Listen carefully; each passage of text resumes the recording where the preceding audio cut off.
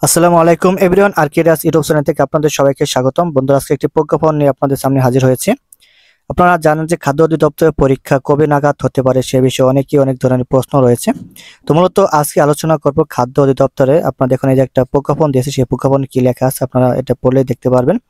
এবং আলোচনা করব, আপনারা জানেন যে খাদ্য অধিদপ্তরের টেন্ডার পাইছে কিন্তু বুয়েট। তো পরীক্ষা তিন ধাপে পরীক্ষা হবে, এটাও আপনারা জানেন। তো আপনার পরীক্ষা হবে প্রিলিমিনারি, লিখিত এবং ভাইভা।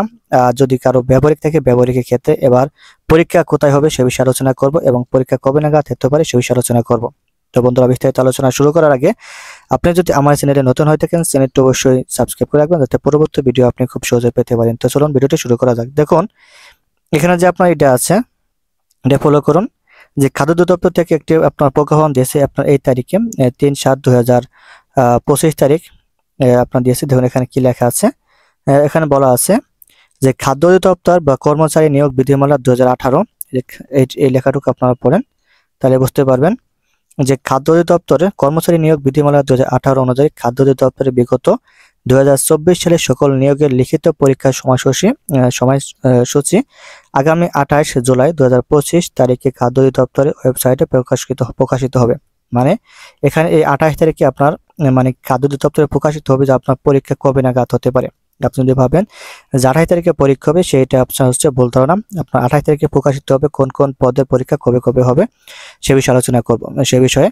তো আমি এতটুকু বলতে পারি যে আপনার আগস্ট মাসে পরীক্ষা শুরু হচ্ছে। আগস্ট এবং সেপ্টেম্বর এই 2 মাস ব্যাপী মূলত আপনার পরীক্ষা হবে। আপনার পরীক্ষা প্রথমে বা ছোট দিক থেকে হওয়ার সম্ভাবনা রয়েছে। আপনার ছোট যে পদগুলো আছে সেই পদ থেকে পর্যায়ক্রমে বড় দিকে যাবে, এরকম একটা সম্ভাবনা রয়েছে। তো বোঝাই যাচ্ছে যে আপনার পরীক্ষা আগস্টে অথবা সেপ্টেম্বরে হবে। তো আপনারা এই 28 তারিখ পর্যন্ত ওয়েবসাইট মানে ওয়েট করলে আপনারা বুঝতে পারবেন যে আসলে পরীক্ষাটা কোথায় হবে।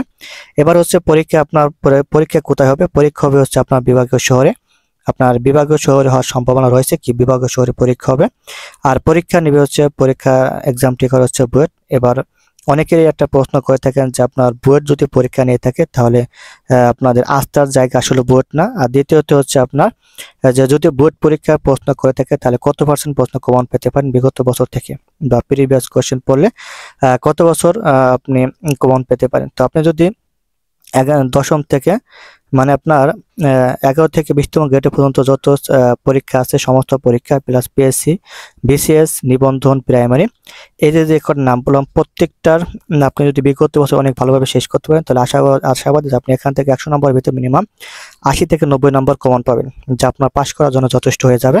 তো আপনারা শুধু এইগুলো বিগত বছর প্রশ্নগুলো পড়তে পারেন। তো আজকে ভিডিও পর্যন্ত সবাই ভালো থাকবেন, সুস্থ থাকবেন। আসসালামু আলাইকুম।